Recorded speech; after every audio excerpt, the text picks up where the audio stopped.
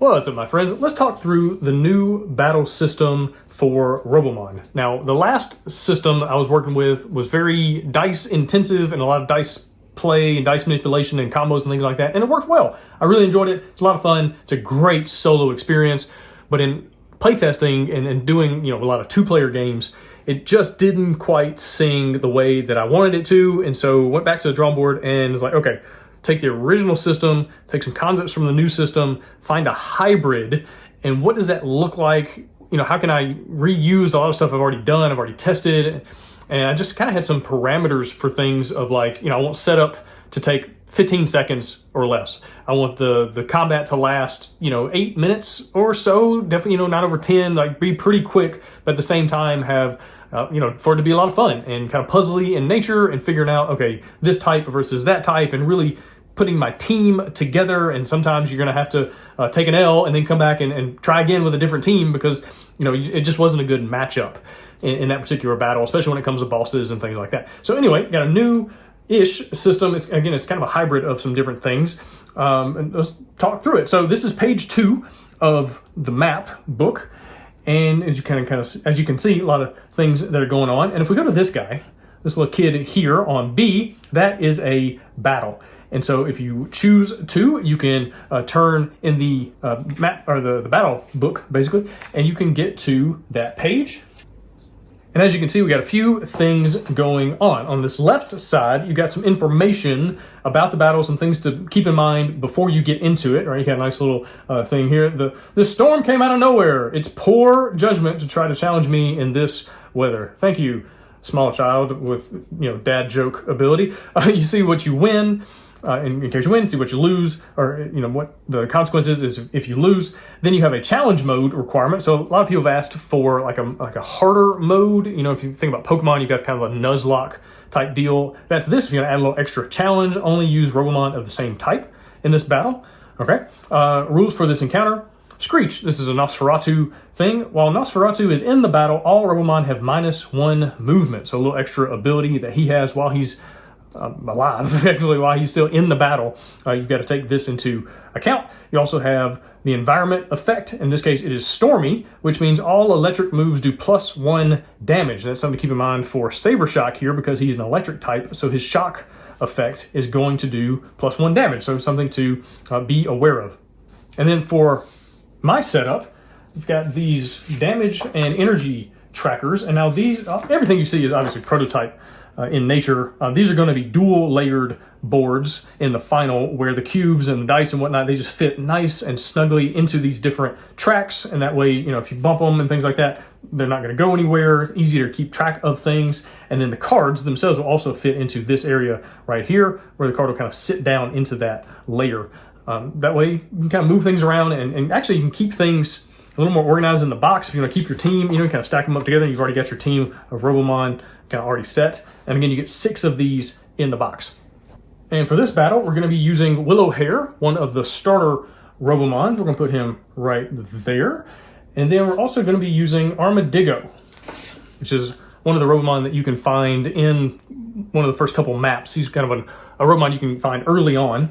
So this is very much an early match, right? This is kind of a basic, simple, still learning the game, still figuring out the rules for how everything works. And so if you watch this, you're like, oh, I want something a lot more complex. Well, it gets a lot more complex as the game progresses. You start getting into different battles, and especially boss battles and things like that. A match this is going to be a 2 versus 2. At its most, it can be 4v4, where you have 4 Robomon that your opponent has, and then you have 4 Robomon out here. If you're playing 2-player, in that case, my teammate would control 1 and I'll control the other. Or if we had 3, then one of us has 2 and the other has 1, or 4, I have 2, my teammate has 2. So that's how 2-player works. It's the same game. Nothing changes other than we split up and have different Robomon that are on the field, moving around, doing different things. And then for Willowhair, let's add a little upgrade. Throughout the game, you can find upgrades and items and things like that you can put with your Robomon. Each Robomon on your team can have 1 at a time. This is a transformer, and it's going to allow me to gain reroll tokens during the battle. So we'll kind of put that right there. And we'll set up our cubes for health and energy. Now this would already be set up probably before you got into the battle. You wouldn't be doing this every single time. This is going to stay set up as you're playing the games, it'd be a lot faster normally. But just looking at, so we got 11 health and 8 energy, and then Armadillo has got 9 health and 7 energy, some power. We're going to put our tokens on the board. So it goes, you got 4 spaces here at the bottom, and it goes 1, 2, 3, 4. So I've got 1, 2 Robomon. If I had a third and a fourth, they would fill in these boxes here. Number 1 and 2, and I'll talk about the terrain in just a minute. We got our encounter cards here. Deck of those. You start the game with, I think it's 10 encounter cards that you'll go through every round of battle. You turn over a new one and something happens. Could be good, could be bad, could be something that is an effect from a previous encounter. Sometimes when you lose, it adds cards into your encounter deck for a future battle. Sometimes when you fail a skill check, it puts things in there. Sometimes when you succeed on a skill check, it puts things in there, and you're not even sure what it's going to be. It's, if you've ever played Robinson Crusoe, where you've got the deck where, if you fail something, it's going to slide a card into the deck somewhere, and you're going to see that card later, and things are going to happen. You're going to have to deal with them, and so that is this deck right here. Put the round tracker at 1. Each battle has 4 rounds. If you don't win by the end of the 4th round, then the match is a draw, right? So you're trying to win in 4 rounds or less. We're going to put our tokens over here at the top. This is to track damage for our opponents. Then we'll get some reroll tokens here. You can get those throughout the match. I'll show you how that works. Let's bring in each Robomon on your team gets 3 what are called modifier dice. You roll these, and then you can take actions, and you get a modifier based on the die that you use for that action. And then we have 3 dice here that kind of give you different benefits and things that are going to happen as the match progresses. And that's the setup. And again, normally you have all this kind of stuff already ready to go. It'd already be out here on the table as part of setting up the game. And all you're going to have to do is turn to the page of the battle, put your tokens down, put the round tracker down, read, see if you got anything else you got to be aware of, and then you're going to start the battle. So I guess, again, 15 seconds or less was the goal. We pulled that off. Really excited about how this thing works. And yeah, let's just kind of hop right into it. Every battle, you get to go first as the player, unless it says something different over here. Some bosses might take the first run. And so anyway, I get to go first here, keeping in mind that movement is down by 1. Also, as far as terrain goes, real quick, anytime a Robomon moves into the terrain. So right now, Armadillo is starting here, so this doesn't affect him. It's only if you were to move into that terrain. If you don't have that icon, you're going to take a damage. So for instance, Willow Hare has what's called the Nimble effect or feature, ability, whatever you want to call it. And you can he can move on to the thorns and not have to take damage from that. However, neither one of them can swim. And so if they move into water, then they're going to take a damage. So it works real simple as far as that goes. So the first thing you're going to do at the top of the round is turn over the top encounter card and do what it says or see what's happening. So in this one, energy boost, gain 2 energy. Well, unfortunately, I'm already maxed out on energy. This would have been better, kind of midway or towards the end of a battle where it would have been able to give me a couple energy back. So not as good as some of the other ones where you get to add, maybe add some extra action dice, you get some health back, all sorts of really different, interesting things. You start the game with 10 cards, and as you play, you can add more to your deck that are permanent, where they're going to keep coming up over and over again. Because right now, if you get to the end, you just shuffle the discard pile and put them back and make a new deck, and then kind of go through them again. Then there's different ways for encounters and skill checks and things that happen to add cards to your deck, where you have to go find them in a consequences deck and then add them in and see what's going to come up later. So anyway, first things first, draw the encounter card, see what happens, do what it says, and then you're moving on to taking actions. So yeah, let's just hop right in and roll these modifier dice. All right, so we got 1, 2, 1 over there. We got 2, 1, 3, 1, 2, 3 over here for Willow Hare. And then it goes from left to right in activation. On each Robomon's turn, they have 3 actions that they can do, and you have 4 main options, and then if you have anything like this upgrade, gives me an extra option. But any time you're placing a die, you're going to do that action. So across the top here, we have movement, we have damage, so doing one of your abilities, either your basic ability or your special ability.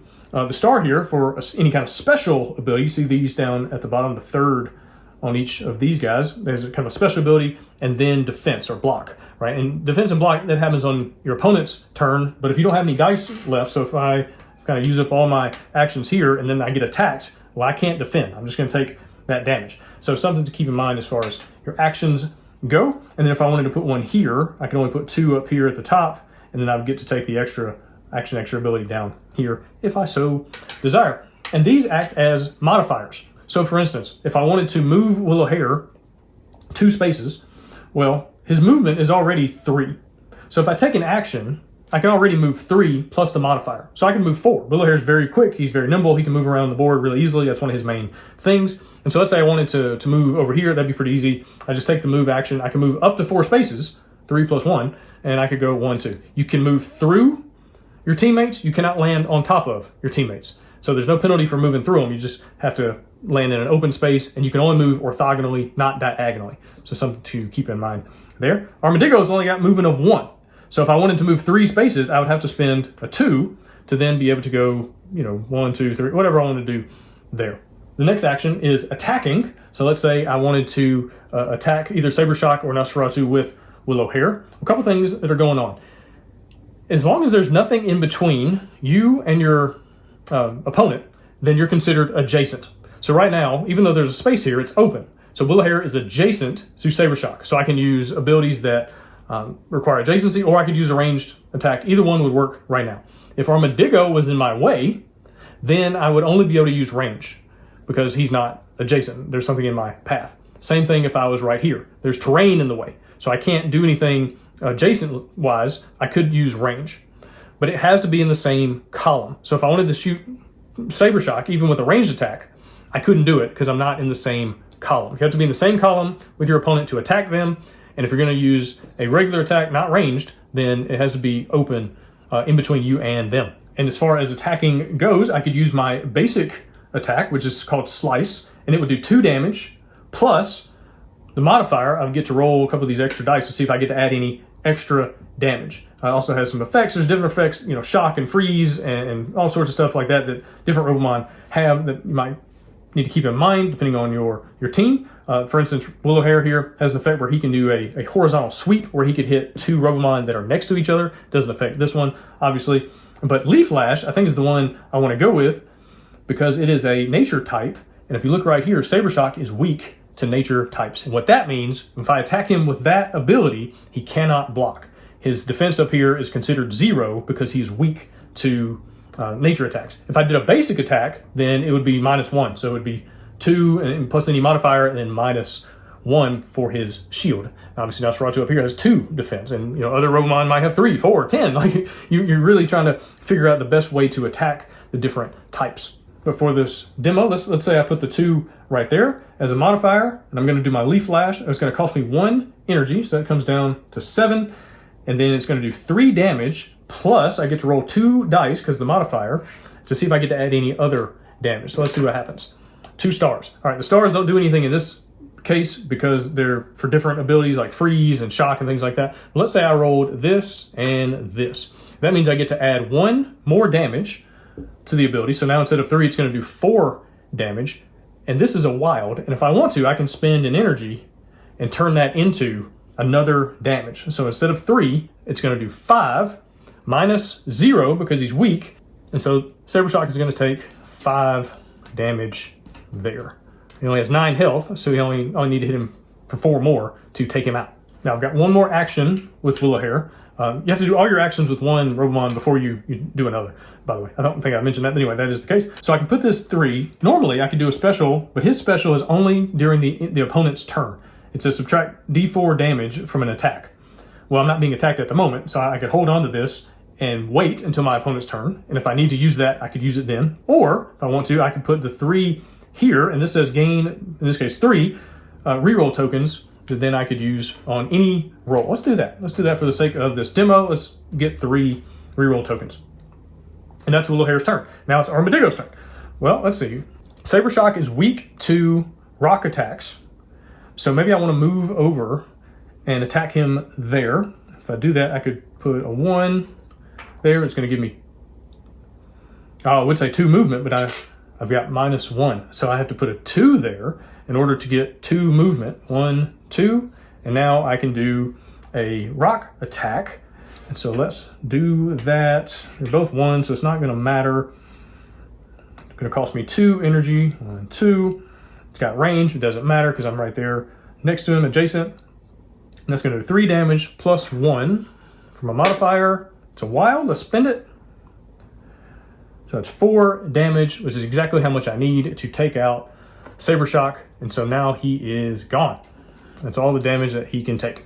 Now I've got one more action, one more die, and I could either burrow, which would allow me to move Armadillo up to 3 spaces. So I could go, 1, 2, 3, underneath terrain, which is nice, under the ground. And so you don't hit any of this stuff. You would hit water. But that's a little bit different. Well, you hit whatever you end up on, right? So he could go through water to get to wherever he's going. But if he popped up on the terrain or water or something like that, he would take damage. There's no reason to do that. Let's hold on to that for defense. And now it's my opponent's turn. Saber Shock has already been knocked out. Otherwise, he would have done his shock ability, which would do 4 damage and would cause paralysis. And paralysis, easy for you to say. Paralysis, what it does, it takes your defense number down to 0. Well, Willowhair already starts with a defense of 0 because he's got this cool defensive ability. And what paralysis does is it makes you weak to all other types. And so if you get hit with paralysis, then you take a nature attack or air attack or something like that, then you're not going to be able to defend against it. Your defense is considered 0 for anything else. But since Saber Shock has already been knocked out, let's go over here to Nosferatu. We're in the first round, and so in the first round he's going to do his bite attack. It's going to do 2 damage, and he's targeting the Robomon on my team with the lowest gear, which is currently Armadillo, because Willowhair has 11, Armadillo has 9, so he's going to be biting Armadillo. You can see sometimes it's the lowest speed, could be the highest speed, different things.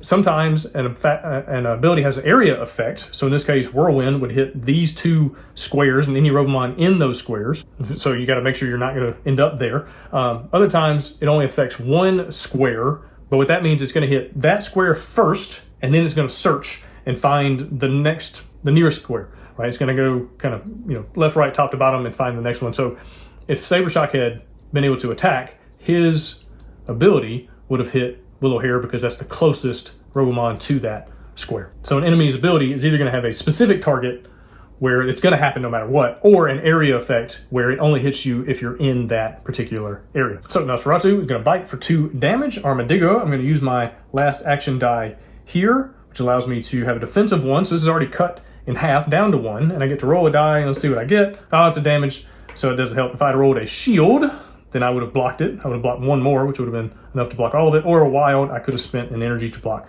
that, but I did not do it, and so I lose a health. Now I'm down to 8. So we move on to round number 2. We clear our dice off of our boards and draw the next encounter card. And this one says System Restore, gain 1 gear. So that allows me to get 1 health effectively, and since I just lost 1, let's add that one back to Armadillo here. And you'll notice that this next card is a little bit different. Normally the backs are just kind of generic, but this one has a 024 at the top. And what that means is, at some point in my adventure, something has happened and has added this card to my deck, and it's red. And red means not good. So something bad is going to happen here in round 3 if I get to that point, or in the next battle, it'll be the first card that gets drawn in that encounter. So something to kind of be aware of here. It's like, what could it be?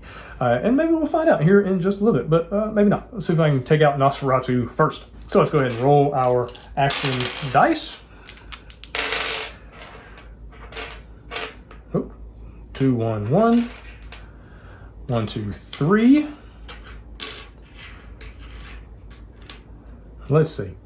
Nosferatu is not weak to nature or rock, so I'm just going to be hitting them with basic attacks. I could move into this space right here, but then Armadillo can't. And since I have the nimble effect, let me utilize that to move over this way and allow Armadillo to move right there if necessary. So let's move. Nosferatu is still subtracting 1 from my movement. I got 3, so 2. So let's go 1, 2. Why not? Move right there. Use that number 1 modifier. And then let's use the slice ability. Let's use 3 on that. And so that's going to be 2 damage plus, 2 more. So that's going to be 4 damage minus his defense, which is 2. So he's going to take 2 damage there. But tell you what, let me use a reroll token and reroll one of these. I can roll any number of dice that I just rolled. So I rolled these 3. So let me roll that one again. Oh, missed it again. I guess I could do it. You know what? Might as well spend them while you got them. Let's see what happens. Hey, you got a 3rd damage there. Excellent. Let's switch that out and do that. And then let's use that final die. Since I know his attack is going to hit these 2 squares, let me just make sure I'm not there, and I won't have to worry about getting hit. So let's put that 2 down there and get 2 more. Basically get my 2 reroll tokens back. And now it's going to be Armadillo's turn. I need to get into this column to be able to hit him. My movement currently is 0, so let's put that at 1 to be able to move 1 over there, and then we'll use the claw attack. We'll use a 2 on top of that. So 2 plus 2. Choose an energy there to do 4 damage. 4 minus 2 is 2, so that puts it up to 5 damage. And since I know whirlwind attack is not going to be able to hit me right here, I'm just going to burn this last action die, just not use it for anything. Again, as you progress in the game, you can get some really cool items that do all sorts of different things, get more places to place more areas to place dice and do some different things. All right, Nosferatu's turn. Whirlwind attack, hits right here. We're good to go. Oh, no it doesn't. I got myself. So it has that area effect, but it also has splash 1, which means if anything is next to the area effect, it's going to splash over and hit them as well. And so even though I'm not in the main area effect, it's going to hit me right there because I'm adjacent to one of those squares. So cool, good to know. It does 3 damage. At least I'm not weak. Oh no, I am weak. I'm weak to air. Who designed this game? Oh man, so I'm weak to air. So that's going to do 3 damage, and I can't defend against, like my defense is 0. However, oh no, I spent my last action on this dumb reroll tokens. Oh no! Otherwise I would have been able to use my strafe ability, and then I could have subtracted B4. I could have subtracted 1 damage from it, but I can't do that. Such is life. So I'm about to take 3 damage. So let's say 11. That's going to come down to 8. I think we're going to be okay. I think I'm going to be able to outlast this storm, even though that was silly and just not paying attention to things that are going on. Filming and playing a game. Fun things that happen to your brain. Anyway, so moving on to round number 3. And that means we are, in fact, going to be able to see what happens on this encounter card. We turn that over first thing. Feedback spike. Take 1 damage for every 3 you roll this round. At the end of this round, place this card back in the consequence deck. So this is a bad thing that's going to happen, and then it's going to go back into the consequence deck, the area where you find cards when you fail skill checks and bad things happen. So for every 3, I'm going to take a damage. All right, well that's fun. All right, well that's good. No 3s there. Oh, 2 3s there. Let me re-roll those. 2 3. Yeah, I'm just going to take the damage. Not a big deal. Let's get on with the game. We're going to attack Nosferatu. He only has 2 health left. So let's have Willow Hair. Let's go ahead and just do a 2 damage there using the Leaf Slash. Let's do that one. It's going to cost me an energy.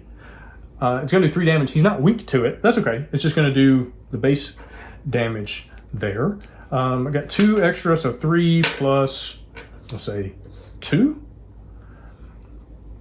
That's going to be 5. Minus 2 is 3, and that's going to be enough to take him out. And so that's the end of the battle. I would get a repair kit. I would mark that on my character sheet, and I would jump back over to the map, and let's see, if I want to go talk to this guy, or this lady, she's another battle, or there's some interesting secrets to find there, some things to maybe check out, scavenge, scientists there to talk to. I can look at my Robomon tracker and see what other Robomon are in the area. Maybe I want to hunt those down and add them to my team.